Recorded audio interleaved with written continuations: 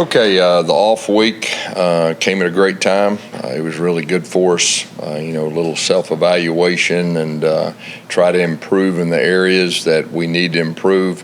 Get a little bit of a head start on our opponent, which Colorado. Watched them Saturday night. Real impressive win. The way they won. You look at their offense. They got playmakers. I think it starts with their quarterback. He does a good job of throwing the ball vertically down the field. He can extend plays. That's been very impressive, throwing to his right and his left. He's got speed at receiver and some playmakers, at the skill position. Defensively, they're aggressive defense. They challenge you. And they got, I guess, 2 NFL coordinators. And so, it's going to be a good test for us, obviously a big game for us being at home. Real excited for our fan base. And it's a really good opportunity for our program. Questions? Just kind of more on the opportunity coming up on Saturday. Big noon kickoff on Fox is coming to campus. Just how big of an opportunity is that to showcase UCF? Yeah, we're a young Power 4 team. It's still growing, so it's a great opportunity for our fan base to show what we're about, and it's a great opportunity for our program too on a national stage. And you just got to seize the moment. Gus, you mentioned Shedeur Sanders, quarterback. You've had experience with him in the past. You actually recruited him, I think, wasn't it, at Auburn? What do you see of him specifically? What do you need to do to maybe limit his ability to get out of the pocket and make plays with his feet? Yeah, you got to put pressure on him. There's no doubt. And so far, we've not done a great job of putting pressure on quarterbacks when they've thrown it. So we got to do a better job of that. And I think that's going to be a real big key to the game. And the thing about it last week, he took off and used his feet and made some plays there. But you can just tell he's a veteran guy. You can tell he stays calm, and you can tell he's a smart guy too.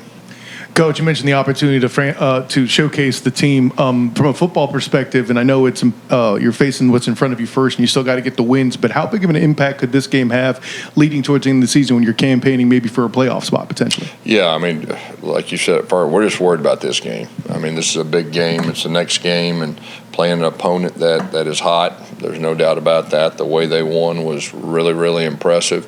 So it's a big game, within its own right. So we're not thinking anything past that. What can you tell us about the return of John Walker, his status? He's not going to be available this week, and so I'll have more, on that probably next week.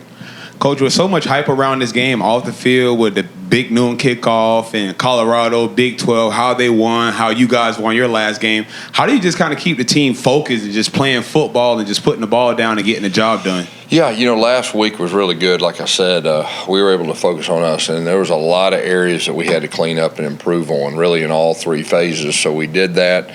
We also worked on developing some of our younger guys, to be ready. And then, an extra day or 2 against an opponent like this is definitely good. But, our guys they're pretty well focused. They understand. They understand what we're dealing with and what we need to do.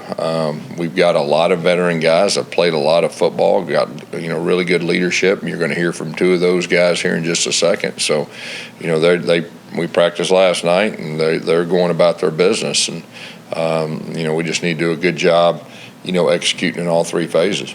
At Big 12 Media Day, you said you were a fan of Deion Sanders. What do you admire about him, both as an athlete from his playing days and now as he's become a Division I college football coach? Yeah, when he was playing, he's one of the better players to ever play the game.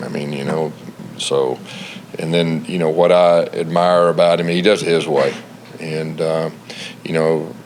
this is a deal where you look at, college football as entertainment, and the juice and the attention he brings to our league, I think, is really good. And so, he does his way. And, I'm an old high school coach, and, I do it my way. I'm a little bit different too. So, but he has his team playing well, and he's doing a good job. Coach, you mentioned pressures. UCF has had 1 sack through 3 games. And on the counter note, Colorado has allowed 16 sacks through 4 games. Is the expectation to get to Shedeur Sanders? Well, that's going to be a big key to the game. There's no doubt about it. When you let the guy sit back there and have time, he does a good job. And matter of fact, he does a pretty good job even when he doesn't have time. He'll hang in there, man. Impressive. Watch him on film. He'll hang in there to the last second, take a lick, and deliver the ball and get back up the next play. And he does a really good job extending plays. Like I said, he can go to his right and his left, and he does a pretty efficient job. There was one play last week, he extended the play and he throws to a guy, and the guy, broke a tackle and went the distance for a touchdown. So you got to do a good job of getting to him and disrupting. Coach Travis Hunter, one of the best players in the country, talk about the challenge that you guys have on Saturday, defending him, but also seeing him on defense. Yeah, when you watch them, I mean, he sticks out. I mean, he's the guy that sticks out. He's an elite player. They try to get him the ball on offense, and he does a good job in one-on-one situations, and he's electric when he has the ball in his hands. Defensively, he's a confident guy, and you can see, I mean, he made the play the other night in overtime that forced the fumble. He's just an elite player, and it's really, really impressive to see what he's doing playing that many snaps. I mean, I've not, since I've been in college football, I've not seen it, but he's an elite player. Coach, you talked about how this is a good showcase for the team. It's also a good showcase for recruiting. I know a lot of the nation's top talent is going to be here. What's this matchup for you in terms of that? Well, you have your opportunity if your program is building and all that, and there's certain opportunities you got to seize the moment. We're going to have as good a group of recruiting that's ever been here, and so we got to seize the moment on the field. So our guys understand that, our coaches understand that, and like I said, we're playing a very quality opponent too. Coach, with the attention that this game has, what kind of atmosphere are you expecting, and how does the support from the community affect you and your team? Yeah, the atmosphere is going to be as good as it gets. I mean, this place is going to be rocking. There's no doubt. So I know I'm real excited about it. Our players are real excited about it too. Coach, I have a quick news question that I need to ask just about the tropical storm that we're watching. I guess I know you guys have been through this before here in Central Florida, but how do you account for that as you look towards Saturday's game? Yeah, we're aware of it like you are, and we're going about our business like we're going to be fine. But I've learned since I've been here, you've got to adjust. And if we have to adjust, we'll adjust. But right now we're on go, and we're just moving forward like it's going to be played without any issues. And then I just want to ask a different question now for myself. But I know you started out the season 3-0 as well last year. Same thing this year, and then it took a downturn last year. How do you sort of, from a coach's perspective, ensure that this team doesn't slide the same way and keeps on the upward trajectory? Yeah, this is a completely different team. We have more experience, and I've said that before. We actually are 1-0 in conference. We weren't that way, last year, and we had a real quality road win. So it's a different year, and that ship sailed. We're not thinking that way. I mean, we got a big game, and we need to take care of business.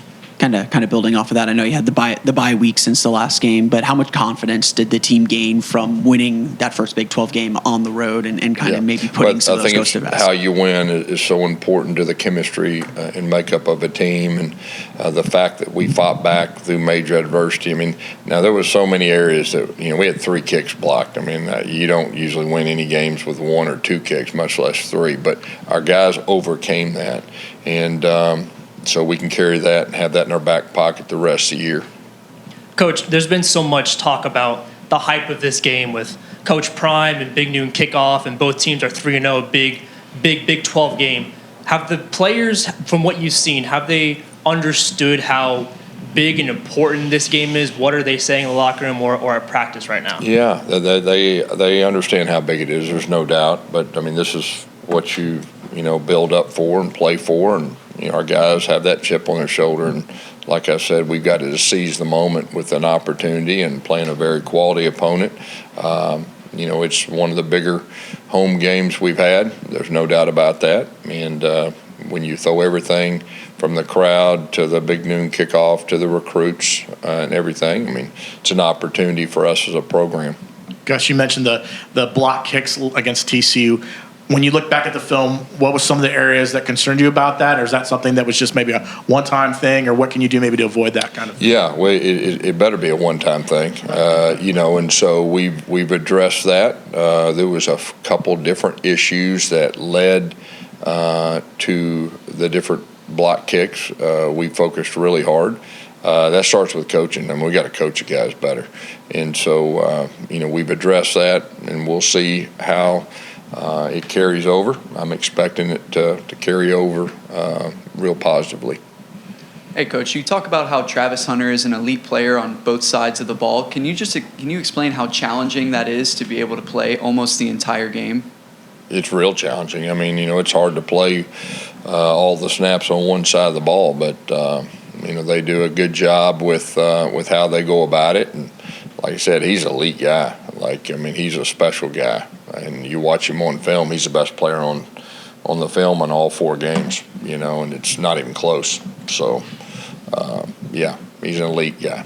What do you like most about the matchup of your offense against Colorado's defense? I mean, we've been good at running the football. We've been good at vertically throwing the ball down the field when they stack everybody up. I mean, the more quality opponents you play, the more challenging that is. But through 3 games, we've done a good job, and we've done a good job, holding on to the football. I'm talking about with our ones. So the 2s, we got a little sloppy a couple times, but we just got to keep building. They're going to present some different challenges. They're real aggressive. They're gonna man you up quite a bit, and you're gonna roll an extra guy down in the box to stop the run. But we got to take what they give us. You've talked before about how important that fullback tight end position. I saw Randy Pittman led the team for skill guys and snaps. How important is he to this team?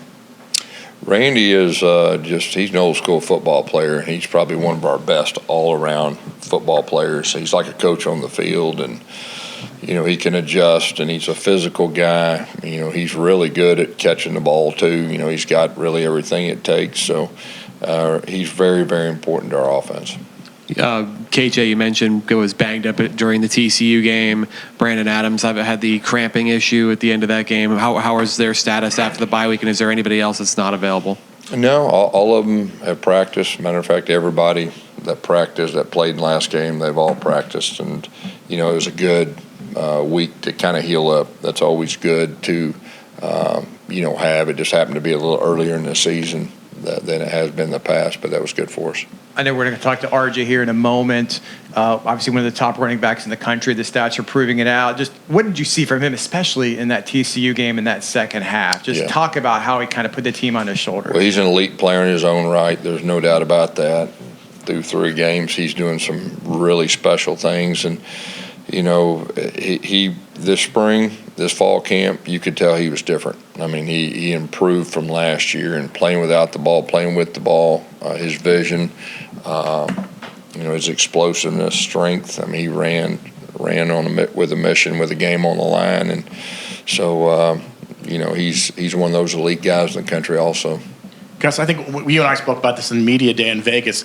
You knew Deion obviously growing up and playing as well, but you're a Cowboys fan. Is that correct? Or were you Cowboys fans growing up? Is that how you kind of? Yeah. I was born in Irving, and lived there till I was 6. My parents split up. My dad stayed in the Metroplex, and my mom remarried, and we moved to Arkansas. Yeah, I was a big Dallas Cowboy fan back in the day. And what do you remember of Deion, and how similar? You mentioned Travis Hunter. How similar is that kind of what Deion does and what Travis is able to do? Yeah, I think it's similar. I mean, he played both ways, and best corner in the league. There's no doubt about that. And they put him on offense, and he was one of the best receivers too. So there's some similarities. Coach, touching back a little bit to the TCU game, you have kind of a mantra that there's kind of a football mantra, I should say, that the biggest improvement is between week 1 and week 2. Do you feel like perhaps the biggest improvement in the squad was from the first half of that TCU game into maybe the second half of that game? I'd say from week 1 to week 2, I think everybody can see Sam Houston's a pretty good team, okay? And we did a good job of improvement. The challenge is this time of year, the good teams, they continue to improve.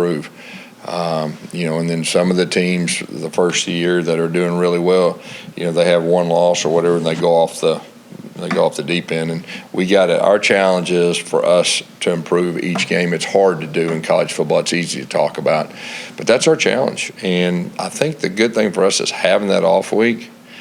It gave us a chance to really focus on us more than the other opponent, which a lot of times you just got to worry about the opponent, and if you have some deficiencies, sometimes you don't have time to address them like you should. So, that's our challenge. And then, like I said, we're playing a quality opponent, so we'll see.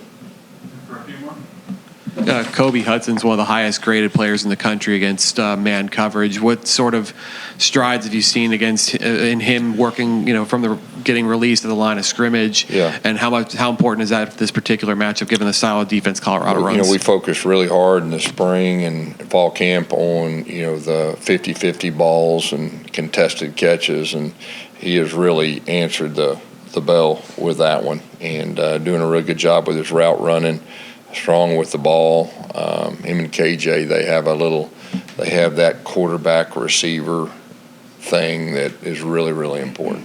Coach, you mentioned that you wouldn't really know the team, but you really wouldn't know their heart until they respond to adversity. Yeah. What better response than to come back at the end of that TCU game? And how do you expect them to keep responding? Yeah, no, I mean that we learned a lot. They learned a lot about themselves, and that was really important. And like I said, that we'll be able to carry that in our back pocket if those things present themselves again. I really like the way we responded. You mentioned Kobe. What more do you need to see from the rest of your wide receivers?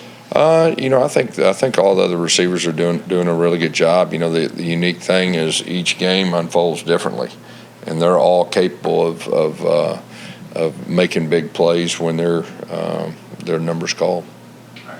All right, thank y'all. So how y'all doing? Doing good. RJ, just look back on that TCU game a little bit. The first half did not go the way you wanted. That second half, they come out and score right away. It was looking bleak, but you really took over in that second half. It looked like you were running angry. Just kind of take us through that game and that comeback and what you were able to do. Yeah, we started off real slow in the first half, and then we just had like 3 block quick kicks. That was just crazy.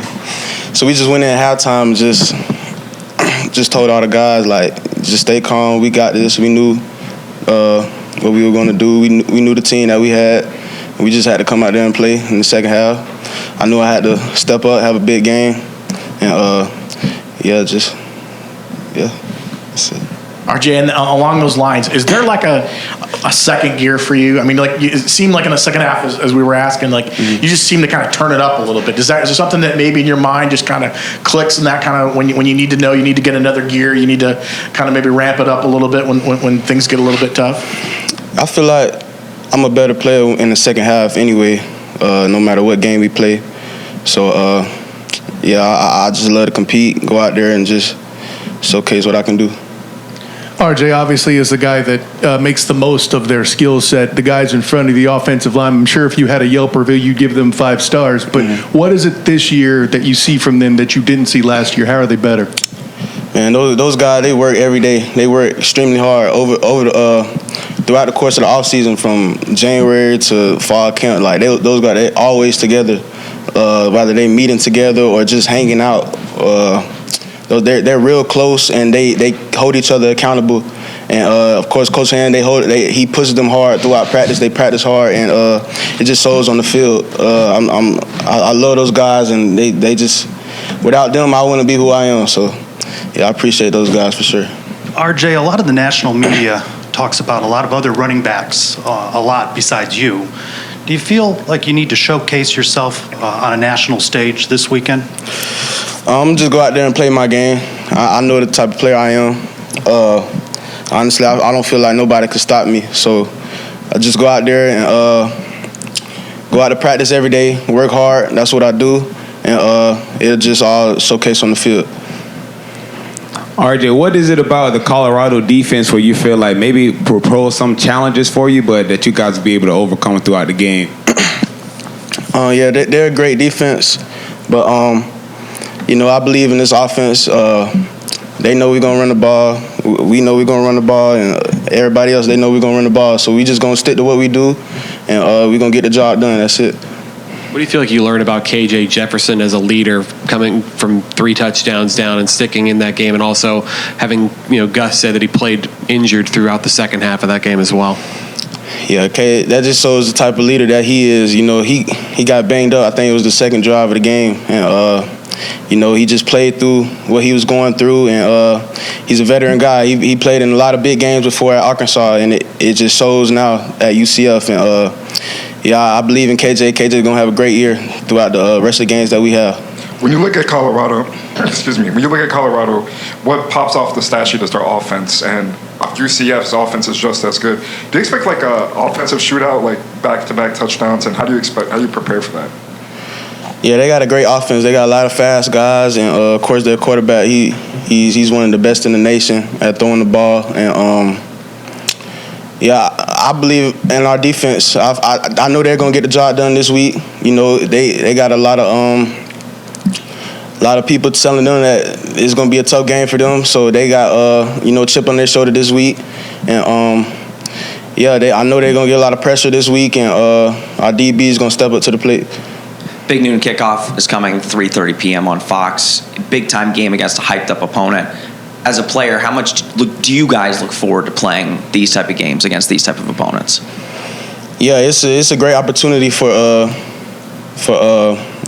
UCF to have the I guess you could say the light on them. You know, I know what was it, 2018? What's it called? Yeah, they was here. I wasn't here yet, but I know it was a big deal back then, and this is a lot of exposure can come to UCF, and yeah, I mean it doesn't do anything for us. You know, we gonna be in the team hotel and just focusing on the game. So yeah, it's a big opportunity for UCF for sure.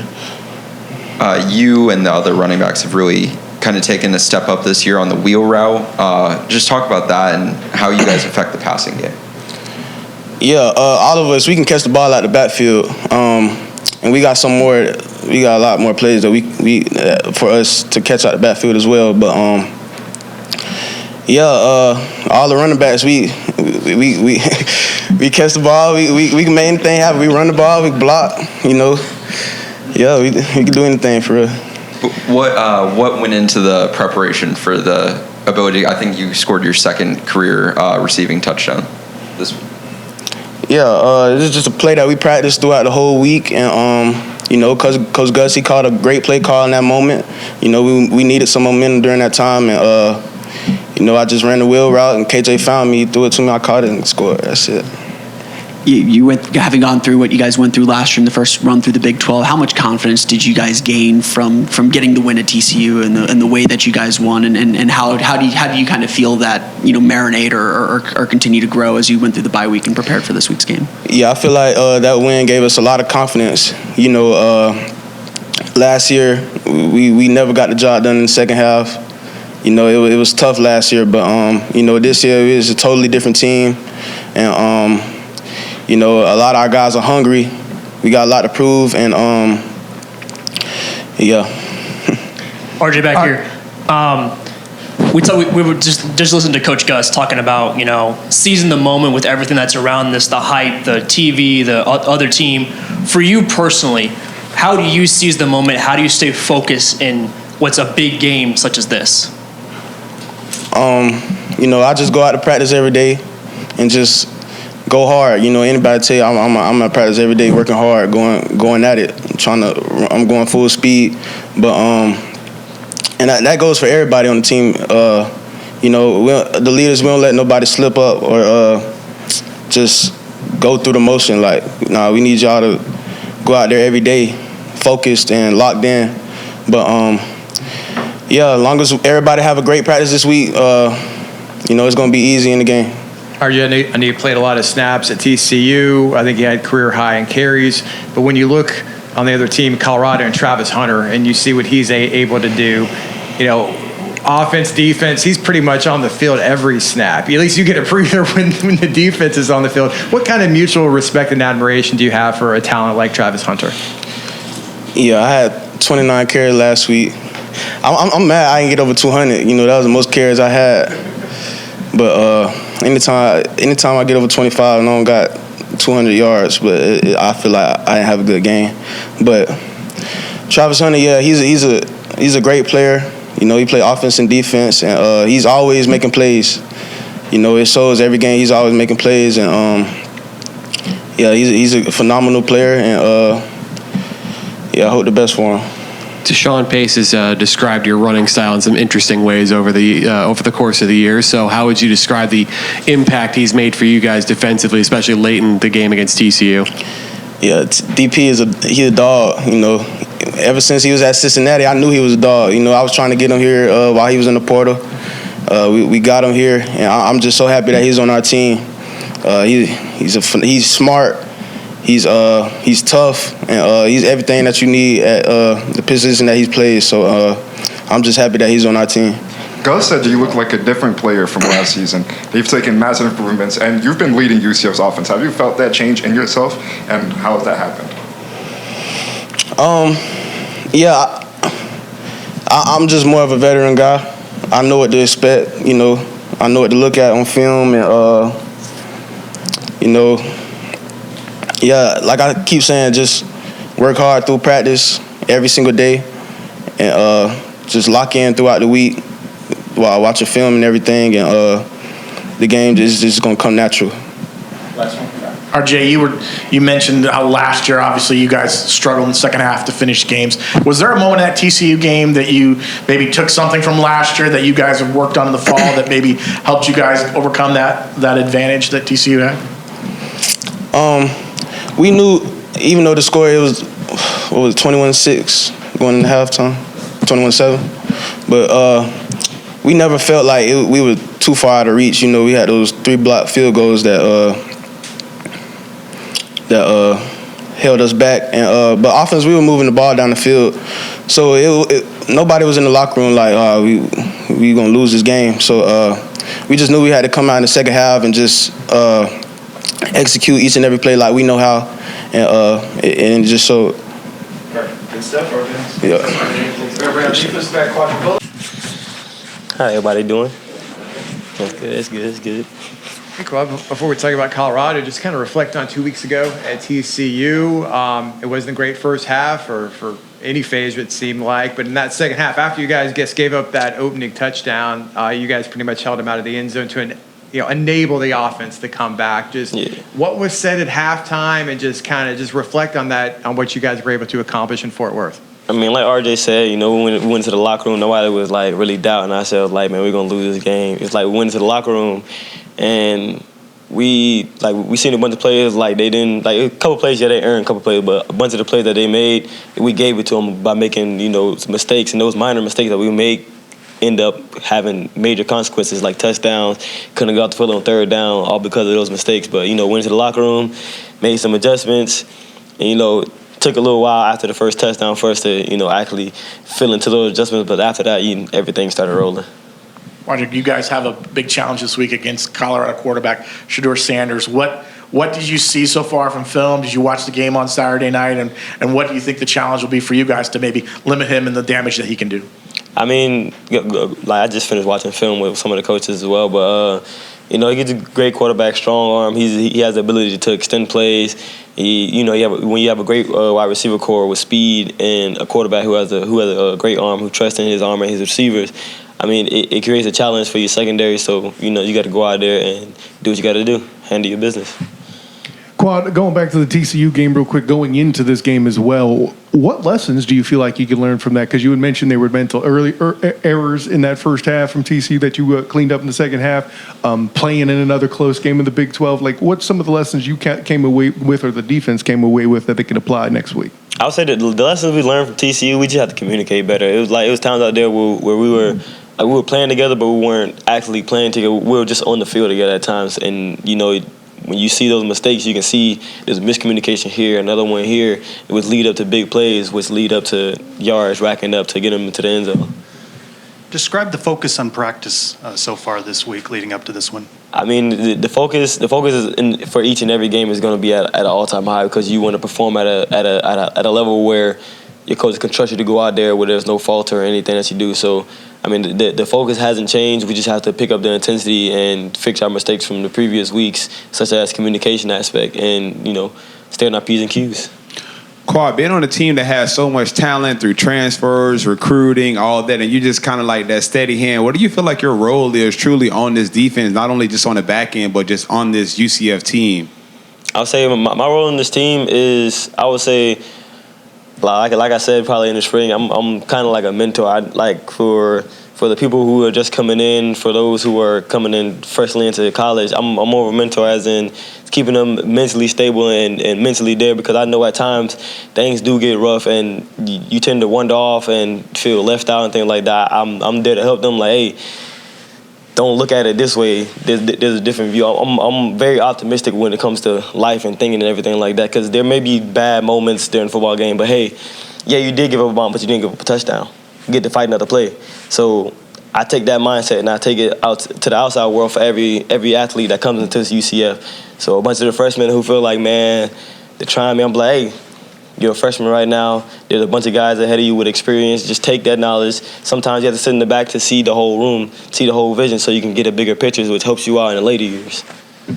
TCU and Colorado are both pass-heavy teams. What's different? What stands out on film watching those two offenses and the way they attack in the passing game? I would say Colorado, their passing game is very, I'd say very speed heavy. If you don't get your hands on the receivers, there's a lot of damage they can do to you.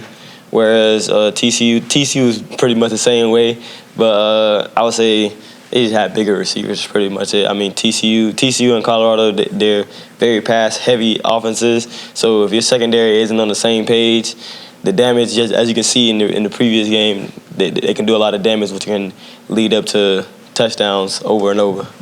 Colorado has given up 16 sacks in 4 games, but UCF has only gotten 1 sack in the past 3. Do you expect to get to the quarterback? Is that a bigger emphasis this game?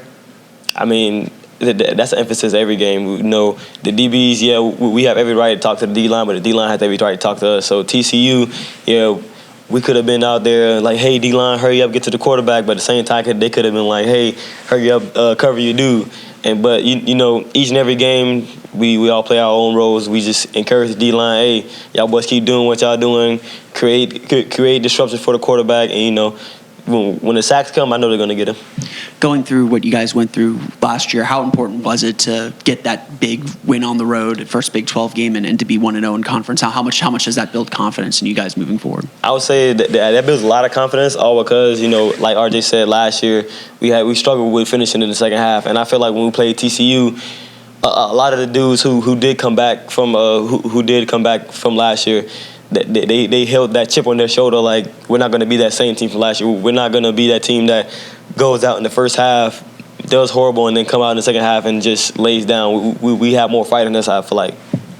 Deshaun gave a speech before that second to last drive saying, we're going to go get the ball back, give it to KJ, and he's going to score. He goes out and makes 3 big plays. What's it like to have a guy like that in your room? I mean, it gives you more confidence in your defense overall, because you know everybody out there, including him, is giving their all. Even if the score is, you know, how it was 21-7, you know you still have teammates who are out there giving it all and not laying down. So I mean, as a defense overall, you can count on your brothers to not lay down, and as you can see, the outcome is what it is. I know RJ was talking about this team sort of just focusing on the game itself, the opponent you're playing, and that's sort of it. But with all the excitement that comes along with being on the national stage, having big noon kickoff here, having the game be at home, how do you let that motivate you as well and sort of get you excited? Because it is a huge opportunity. I mean, it's a huge opportunity, but I mean, kind of like RJ said, you can't really take each game by like what's happening around. So yeah, Colorado's going to be on the big screen and everything. You can get very high on that and forget what you're focusing on, which leads to mistakes and like that. Or you can just stay focused on, hey, it's another game. Just like any NFL player, it's just another game. You can't treat every game like it's like. You have to treat every game like it's a Super Bowl. You can't treat every game like it's just practice or whatever. You have to treat every game in each practice like it's a Super Bowl. You have to go 100%, because if you don't, when you get to the game, then it's going to be a shock to your body. So you shock your body now, by the time the game comes, you're ready. So you got Travis Hunter this week, who's elite on both sides of the ball. What stood out to you on film so far? I mean, his athleticism stood out. I mean, he's a great player. I mean, the player, he goes both ways. There's not many college players who do that. And for him to compete at a high level on both sides, I mean, it's astonishing. I mean, got to go out there. We got to do what we got to do to, I would say, hinder him in that. Is that something that you think you could do? I hope so. I mean, hey, I have confidence in myself, but, you know, people have abilities, people have different abilities, and, you know, I play to mine and he played to his. So I asked Coach about this, and I asked you as well. Yes, there is a lot of attention. There's a lot of media, everything is such. But what kind of atmosphere are you expecting? And along with that, what does the impact of what kind of impact does the community have on you guys? So like the fans, the students, the townspeople. Well, what does that bring to the atmosphere, and what does that do for you guys? I mean, overall, I'm expecting the bounce out to be bouncing like it always is. And I mean, for a team, you know, on defense, it's going to be super loud. So our communication is going to be at an all-time high because we can't afford to make mistakes against a team with a very deep threat in receiver room. So we're going to be out there giving out hand signals, talking if we can. But I mean, the community, it gives us more confidence that we're not in this alone. That our fan base is behind us, no matter if we lose or win, and just keep pushing. Perfect. Good stuff. Thank you so much. No problem.